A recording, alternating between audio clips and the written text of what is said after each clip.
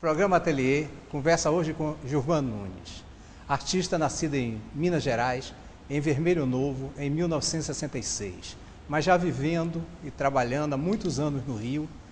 Você, quando foi para o Rio, de Vermelho Novo, já foi para estudar no Parque Lage, já foi com essa decisão, ou foi para o Rio? Não, eu fui para o Rio para estudar arte, especificamente no Parque Lage. E estudei por 5 anos no Parque Lage. E aí depois continuei minha trajetória profissional, mas o objetivo mesmo era estudar no Parque Lage, porque era uma escola de arte livre e permitia coisas que na época eu buscava e que lá certamente eu encontraria. Encontrei. Você ainda é da época de Gerckmann dirigindo ou posterior? Não. Eu sou da época do Luiz Áquila, que sucedeu Frederico de Moraes. Depois do Luiz Áquila veio o Luiz Alfonso, porque eu fiquei um bocado de tempo na escola, né? Veio o Luiz Alfonso, e na época do Luiz Alfonso eu saí. Também o local é lindo, né? Então ninguém quer sair daquele local. É difícil sair do lugar. E falando em local, Vermelho Novo, o que é que tem? O que é que você trouxe para a sua pintura? O que é que tem de sua cidade natal? E me localize também onde fica Vermelho Novo, em Minas Gerais. Vermelho Novo agora é mais um pouquinho, mas é uma pequena cidade na zona da mata de Minas. Uma região produtora de café e leite. Fica mais ou menos a uns 500 quilômetros de Belo Horizonte. E eu cresci eu nasci e cresci até os 12 anos nessa fazenda.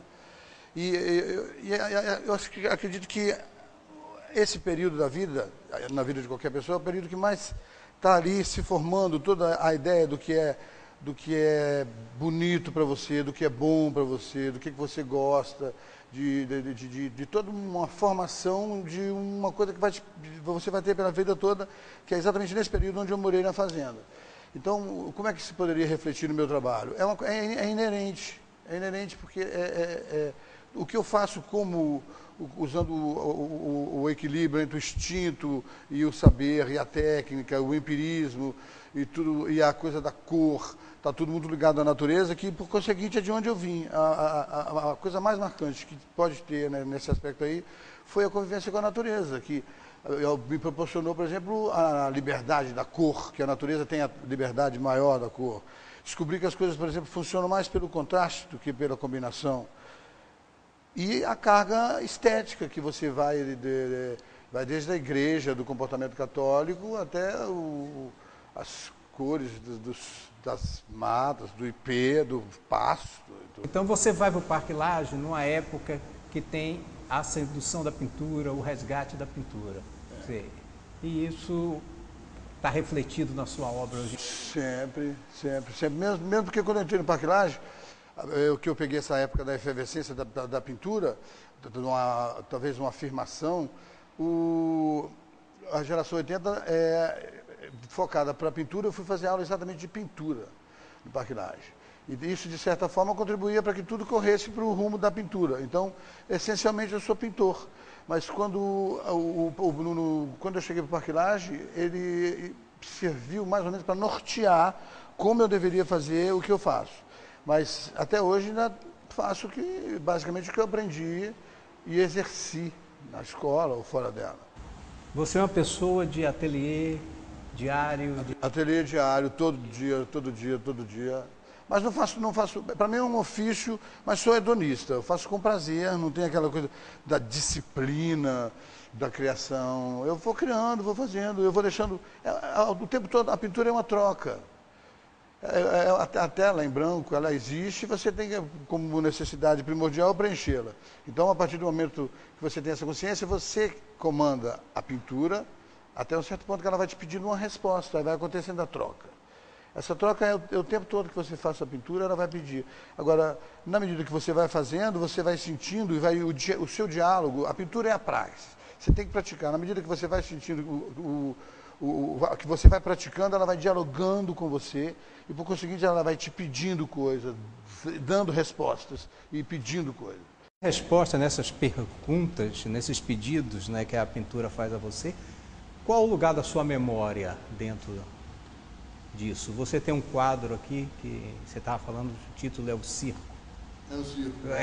O que é que esse circo como metafórico? Porque parece um picadelo. Parece um picadeiro, mas não foi feito com a intenção. É uma das coisas que eu gosto, que também, claro, influencia na vida de uma criança a estética do circo. Mesmo até porque o cinema veio do circo. Mas a pintura, quando eu faço a pintura, é um conjunto de coisas que acontecem com você. Por exemplo, eu cheguei aqui na galeria e comecei a ver os quadros que eu não tinha visto há um certo tempo e comecei a me surpreender, que já não é a primeira vez. Eu começo a me surpreender com o que foi feito.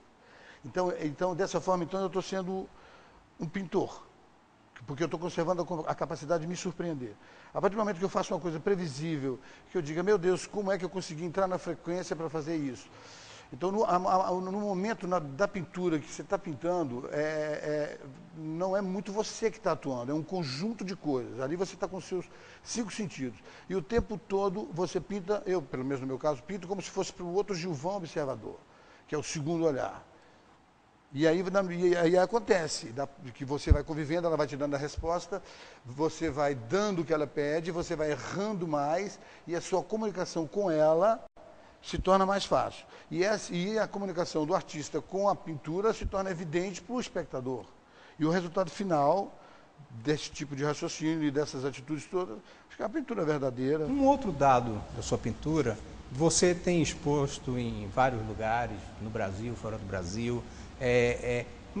Me parece que tem determinados períodos, você tem uns temas, né, que norteiam a sua pintura. Esses temas levaram até a uma certa crítica, falar um pouco de iconoclastia sua. Eu queria que você me desse um apanhado disso. Porque eu procuro, às vezes, por exemplo, eu termino uma série de pinturas, que eu chamo de série fechada, e nesse período eu procuro, por exemplo, fazer um outro tipo de, vamos dizer, exercício. Essa referência à iconoclastia aí é mais ligada a um determinado tipo de trabalho que eu comecei a desenvolver, que eram os azulejos, com as imagens, por exemplo, uma coisa que vem muito nossa de Portugal, que são aqueles azulejos, conjunto de azulejos, Santo Antônio, para colocar nas casas, que até hoje tem lá no Rio. O meu questionamento e o meu conceito estético nesse trabalho, o que me leva, de certa forma, a uma ideia de iconoclastia, é que eu pegava, por exemplo, um azulejo da Sagrada Família, tirava algumas peças e misturava com o azulejo de Santo Antônio. Então ficava Sagrado Antônio, então ficava as imagens fragmentadas dessa forma. E dessa forma, sim, haveria uma iconoclastia a partir do momento que as imagens são imagens ditas sacras, né? A Sagrada Família, que são as imagens que eu gosto, a Santa Ceia, umas imagens que eu gosto de... Mas é mais manipular até do que desconstruir.